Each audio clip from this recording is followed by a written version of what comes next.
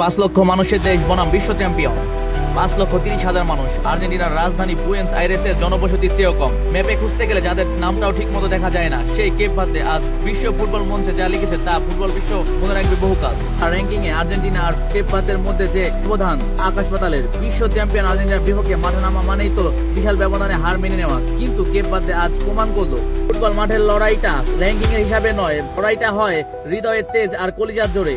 29 মিনিটে যখন মেসি গোলটি করলেন সবাই ভেবেছিল খেলা শেষ, কিন্তু কেপ ভার্দের রক্ষণভাগ যেন আজ চীনের প্রাচীর। তারা বারবার আর্জেন্টাইন স্বপ্নকে আটকে দিচ্ছিল। 58 মিনিটে ডেরয় দুয়ার্তের গোল আর 103 মিনিটে সিডনি লোপেস কাব্রালের গোল।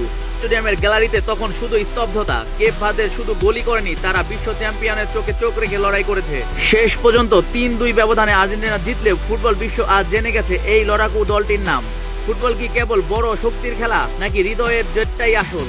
আজকের ম্যাচটি আমাদের শিখিয়ে দিয়ে গেল, স্বপ্ন যদি আকাশ ছোঁয়া হয়, তবে প্রতিপক্ষ যতই শক্তিশালী হোক না কেন, ভয় পাওয়াটা আপনার শব্দকোষে থাকতে নেই। ফুটবলের এমন আরো অবিশ্বাস্য ফ্যাক্টস আর ফুটবলের অলিগলির গল্প জানতে সাবস্ক্রাইব ও ফলো করুন ক্রিক ফুড ক্যাফেন। কেপ ভার্দের আপনার এই পারফরমেন্স কেমন লেগেছে কমেন্ট করে আমাদের জানান। দেখা হচ্ছে পরবর্তী ভিডিওতে। ধন্যবাদ।